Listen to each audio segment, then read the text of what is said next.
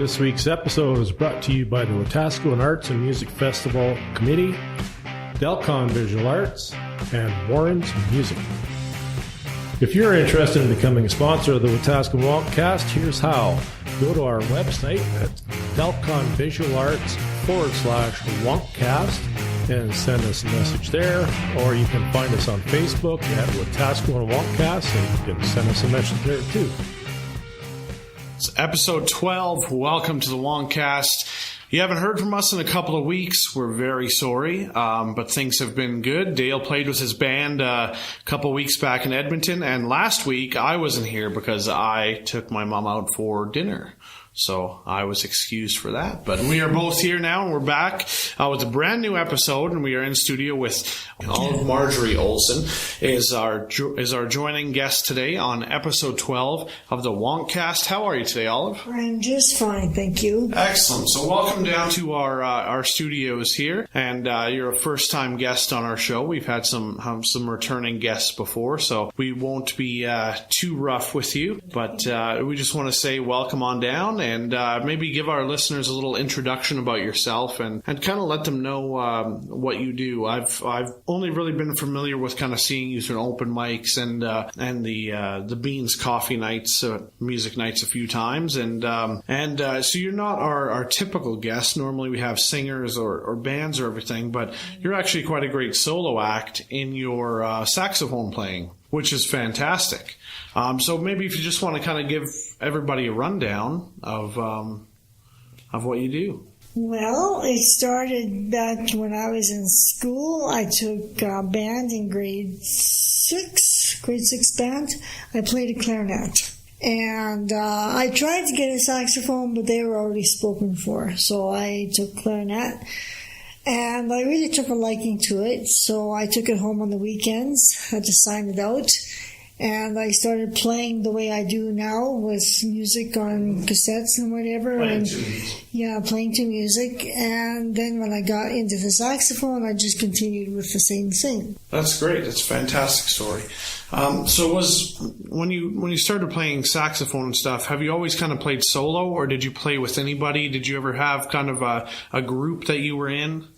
Well, my family and I got together and we had jam sessions every once in a while. Like my oldest sister is an accomplished pianist, and my mom is also, and they both taught music. So it runs in your family. Yeah, there's music on both sides of the family, on my mom and my dad, and also their parents. So it's quite a widespread throughout. So is it more of a labor of love, or is it something that kind of once in a while you pick up when you kind of want to have your own time and you just kind of want to sit there and play along to some music? Well, when we got together and jammed, my sister would play the piano, my mom played the organ, my dad would play his banjo or guitar, everybody just kind of joined in and we had a sing-song. It was really a lot of fun. Yeah. Yeah, on my own, I couldn't really expect, living at home when I was a kid, I really couldn't expect my mom just to drop everything, what she was doing, and play the piano for me. So I took up my own accompaniment idea. And so it seemed to work pretty good. Moved everything downstairs because it was up in the living room and it was kind of loud. Yeah. So I could really let it fly down there, so it didn't matter. You could really open it up. Yeah. The one thing I love about the saxophone is it's not what you kind of normally see when you go to open mic situations, or because everybody's playing guitar or they're kind of playing piano, but the saxophone brings such this cool, big band kind of thing to it, and you play along with a lot of fantastic older music. Do you have a favorite song to play along to? Well, I kind of got hooked on Stormy Monday. Yes, the blues song. Yeah, and I got hooked on the blues and a lot of other music too. But once I started open mic, my whole world opened up, really, even more so than ever. So, but I'm really glad that I was, born into a family of music because I really, truly enjoy it. And that's great to be brought into it. Some of the artists we talk to, discover it later in life. But I think the ones that generally kind of were born into it and the family kind of situation, they tend to have that appreciation for it because it brings back good memories of, sitting around with. Now, is that something you could bring out at a campfire sometimes and just kind of surprise everybody and be like, hey, kind of, check this out and blow the guy out of the water who has the acoustic guitar over there? Yeah. Have you ever done that? No, never really took my saxophone camping. No, but it was mostly just it's like at home stuff, So, along with the styles of music that you play, do you have musically an influence? Because I know you talked about kind of your family kind of being influential and everything, but do you have a kind of a musical influence? It doesn't necessarily have to be a famous saxophone player, but even a band or anything that has had a sax in their music. Oh, wow. I actually just kind of play along with the CDs I already have. I do take the opportunity of playing with any bands that might be in open mic. Mm-hmm. They say, oh, come on up, just whatever. Anybody can go up, right? Yeah. Anything goes at open mic. Did I answer that question? Yeah. Okay. Yeah, that's fairly kind of answer it about how you derived your kind of particular style. Because some people play it, and they have a really kind of hard style of playing it, or some people play it a lot softer and calmer, and you play it a lot softer and calmer. So have you kind of always played the saxophone like that, or have you kind of belted out the big band, kind of, Michael Bublé stuff once in a while? Yeah, well, I have a little music studio downstairs that I really get into it. Sometimes, like a 3 or 4 hour practice feels like only a half an hour. Time goes so fast. It's just like, whoa, what happened? you just get into it. Yeah, it's really a lot of fun. And if anybody phones me or comes to the door, I won't hear them anyways. So yeah, that's a good deterrent. Come back later. That's a good deterrent. Yeah. So all of you, you've been playing at open mics for quite a while all the time at theater. And I've heard rumors that you're self-taught. Is that true? Yeah. So can you read music or? No, I don't read music at all. Not one note. I couldn't even tell you where she was. Getting back to open mics nights, they started out in the small room there, and it was a nice, intimate, cozy feeling. And I've noticed personally that since they moved to the big stage, the Kimto stage, the participation has dropped, and I'm going to say quite a bit. Yeah. Do you have any thoughts on why that may be, or? I did like the intimacy in the little room quite a bit. In one way, on one hand, I can see why it would be more inconvenient to have it in the big room because you can leave the instruments out and don't have to keep putting them away after each stand because there's other things going on at the theater in the little room that, the instruments, might be in the way or something. I don't know. But, I've noticed that it's the intimacy is not as prevalent. Right. And I was actually talking to Laura about that, was it Tuesday or something like that? And the reason they had to go to the big stage is because of their liquor license. So if they want to sell beer, spirits, it has to be a performance on the stage. Mm-hmm. So unless they're not going to sell alcohol, then they can have it back in that smaller room. And little Bernie has told me something like that might be happening. Mm-hmm. They're going to talk about it anyway. So I too like the personal, quiet, intimate feeling. I mean, it's just, I don't know, just brings more togetherness. I know, like with that big room, I mean, it's don't get me wrong, that's probably the best venue in town to play as a band. Absolutely, yeah.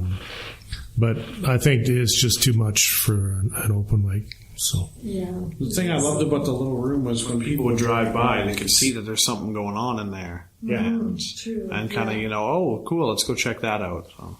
Yeah. So as a solo musician of sorts, Olive, do you have any plans to join a band, or do you just prefer to just, do your own thing, just have fun doing that? Well, let's see. I really wasn't thinking about really joining a specific band or any kind of band. I'm more of a solo flyer. On different occasions, some people have asked me if they could come up and play with me when I was playing, and that kind of threw me off a little bit, like, huh? But I'm not against it, but I just kind of have my own system. You got your own rhythm, and that's good enough, right? Yeah. I think it's a good fit as a solo act. Because it's nice to kind of sit back and watch that, because you, like I was saying earlier, you're not really used to it, seeing a lot of kind of other musicians and everyone's playing guitars or drums or everything. So it's a nice change to go through. And you were saying that you played music since you were younger in your family and everything. So how long do you think you've been playing music now collectively? Let me think. I started the sax in 79. I might be giving my age away here a little bit. But,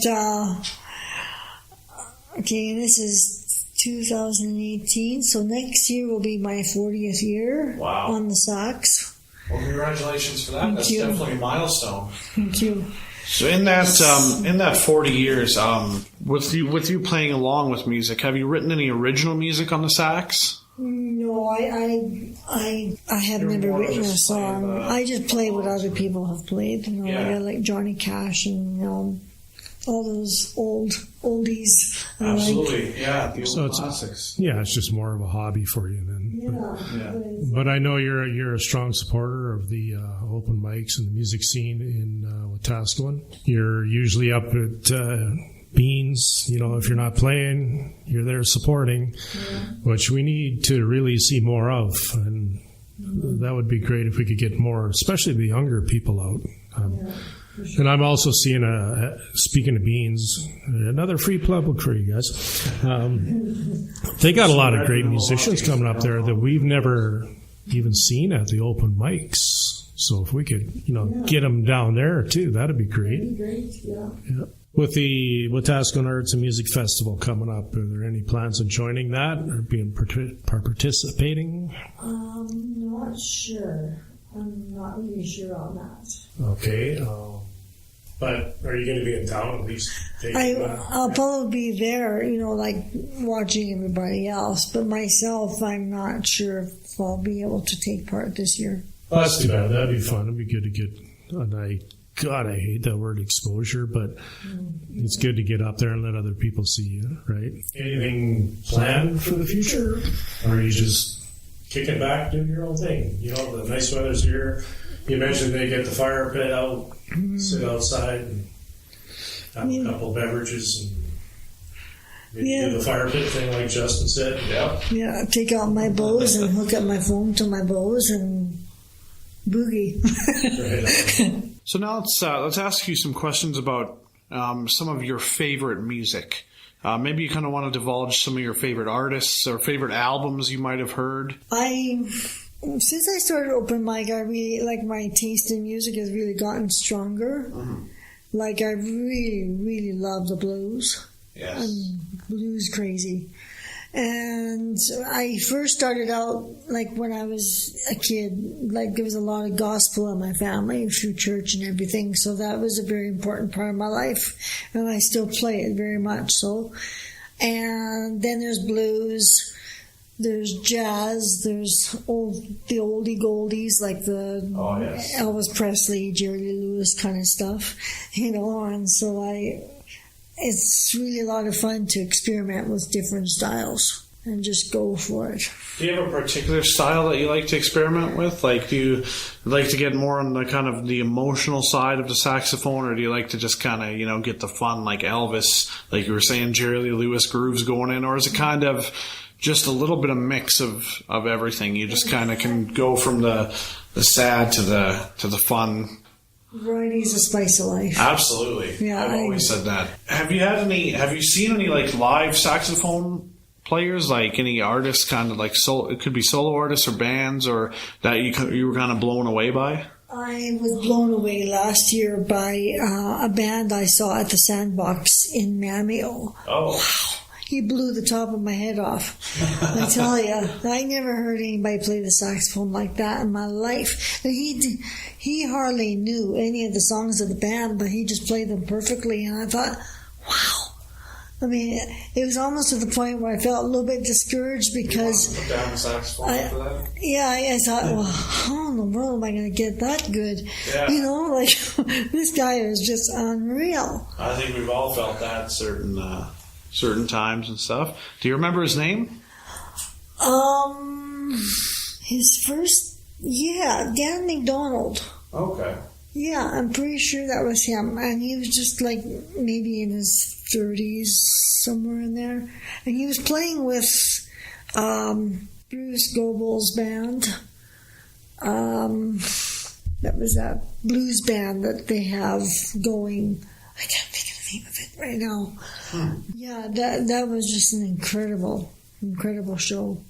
Very cool, yeah. It's always great when it's in an intimate little venue like that, too. So talking along those kind of lines again, have you had any really kind of cool experiences playing saxophone? Just kind of things that pop into your memory like, oh, that was a fun night, or just maybe a night where you surprised yourself, or you did something that maybe you didn't think you could do, or you hit a note, or you did something cool that you didn't think would come out? I'm sure I have had experiences like that, but to actually really pinpoint one particular situation is memory doesn't always work. I hear that. Yeah, but anyways, I found that going to open mic has opened up my world, like I said before. Yeah. Big time. A little bit of kind of everything. And there's people to jam with, and we learn from each other and stuff. Absolutely, yeah. That's the best way when the musicians can work together. Let's talk about some of your favorite places to play. Do you like the kind of open mic? You said you liked open mic setting. The coffee shop. Do you like to play the coffee shop kind of setting, or do you like if you've ever had a bigger kind of a crowd? I like more of a bigger room because it's really hard to condense my volume to a smaller room. Right. I have played at Beans, but I haven't done it for a couple of years because I just decided to just kind of take a sabbatical on a few things. For sure. But it's not that I would never do it again. It's just that right now I'm just kind of laying low. Absolutely. Yeah, we all need to do that every now and then. So. And that's the best time to practice, too, is when you have time to lay low. With your saxophone, is there the one that you own now, is there a brand name? Yamaha. Now, is that a preference or just something you came across? Yeah. I had this band teacher in grade 6. He was an amazing teacher. And I asked him, I actually phoned him at home one time and I says, what kind of saxophone would you highly recommend that I buy? He says, Yamaha, without hesitation. I says, okay, that's what it is. So it's been Yamaha ever since. So okay, and I know the reeds make a huge difference if you go from a $30 to a $300 reed. I mean, it makes all the different sound change in the world. Have you dabbled into the upper echelon of the reeds, or you just I'm working on that. Yeah, and I was watching something on YouTube the other day that was giving me a lot of encouragement, and you can go to different mouthpieces as well. Mm-hmm. Like the 4C is always in the box when you buy a saxophone, but they say you can go to a 5C and try that and try different things. It can be a bit of an expensive hobby to try all these new things, but little by little, right? So you can go to Amazon and stuff like that and buy those things offline, because not a lot of music stores offer a large range of things like that. So sometimes going to a different way, different direction sometimes works. So you mentioned going from a 4C basically a kit reed up to a 5C or whatever else. What's the difference between them? Is there a thickness, or is there just quality? Or I haven't tried the 5C yet, but I'm definitely planning on trying that and just see and trying different reeds on different mouthpieces and just to see what I can do with it. And, I have to take my saxophone in for a little bit of TLC with the sax doctor this summer just to make sure everything is running right. Kind of like taking your car to the shop. So change the oil. Yeah. It's like any instrument. You got to look after it, right? Or you look after it, it looks after you. So. Speaking of that, have you tried to dabble in any other instruments? Like you said, you had played the clarinet when you kind of started off. Have you tried kind of other things just to kind of see what it was all about, or kind of? No, I haven't really dabbled too much with any other instruments like trumpets or anything like that. I love the trumpet. I love the way Louis Armstrong plays the trumpet and all that sort of thing. But I never really tried it myself. I'm kind of sticking to the saxophone because that's what I feel the most comfortable with. Absolutely. Yeah. And I do have an old upright piano at home that I tinkle the ivories once in a while, just for something different, And John likes it when I play. So. Oh, yeah. Yeah, I bet it sounds great. John being The boyfriend. the boyfriend. I was going to say the other half. Not necessarily the better half. Now, does John play anything at all, or he just sits back and... Oh, he does? Yeah, a couple of years ago he surprised me. He said, "Meet me at the mall." I says, "Okay, why?" He says, "Just meet me at the mall." So I go to the mall and he plays Happy Birthday for me for my birthday on guitar. On guitar. In the mall. So I thought that was really sweet and that was really thoughtful. Well, that's surprising to me. I didn't know he played. I know John a little bit, so next open mic we're going to have a talk.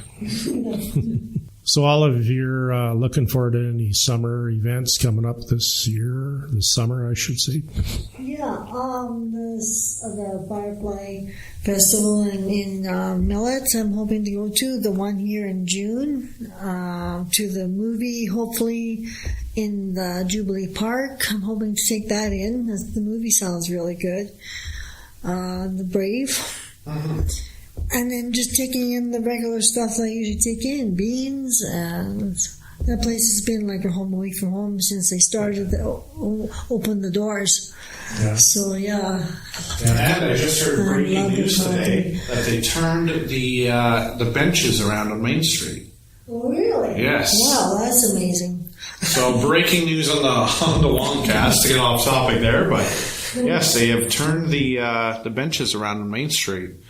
Council decision, so yeah, so and the cool part that wasn't even on Rat Rave. Oh yeah, it wasn't. It's brand new. I saw it on Facebook coming here, so I was like, oh, that's cool. So speaking of upcoming events, all of you were mentioned the movie at the park. There's also the Canada Day, which I'm going to be part of as well. There's a lot of things going on. The Arts and Music Festival, Loonstock. Again, we're going to be part of that. A little plug for myself, but whatever. It's going to be fun. That's the kickoff party, and there's usually a really good time. There's a lot of beverages to be had at that. Oh yes, the kickoff party is a lot of fun. And Justin, you were just telling us that you're not going to be emceeing it this year. Yeah, this will be the first year in I think 5 or 6 years that I will not be emceeing at Loonstock. So I've taken another performance this year with the suicide prevention benefit concert happening at the Agriplex in Millet on the 18th, and unfortunately it fell on the same night as Loonstock, and I didn't know that at the time. And then when I realized that, I kind of wanted to take something kind of a different direction and go from there. But I still will be at the kickoff party, and maybe if I can sneak away for a couple hours, come check out Loonstock. Yeah, it's going to be a lot of fun for sure. And who's going to be hosting the Loonstock? You said Carmen? I believe it'll be Carmen Ray. It's not confirmed, but she hosted with me last year, and she did a fantastic job, and everybody liked her, so I think she'd be a shoo-in. She'd be a fit for if she chooses to do it this year, definitely. So I can always be there on Skype. I could Skype MC it, I guess, from the Agriplex. All I got to do is get you on a TMZ again, and you'll be doing a trifecta. I'll be set, yeah. Or drone. Maybe I'll drone in. There you go. Edward Snowden does.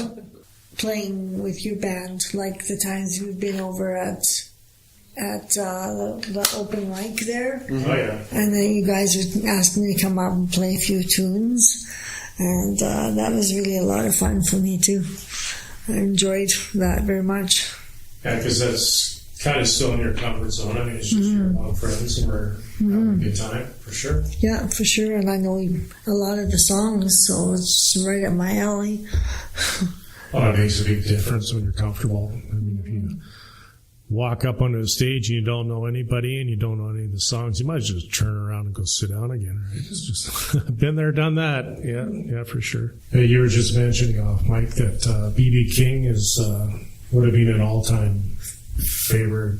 I'm not going to use the word, well, I am, but fantasy, but we all have that one band or that musician you want to go up there and perform with. And is now that that's impossible, is there anybody else kind of you almost killed to go play with? Diana Krall.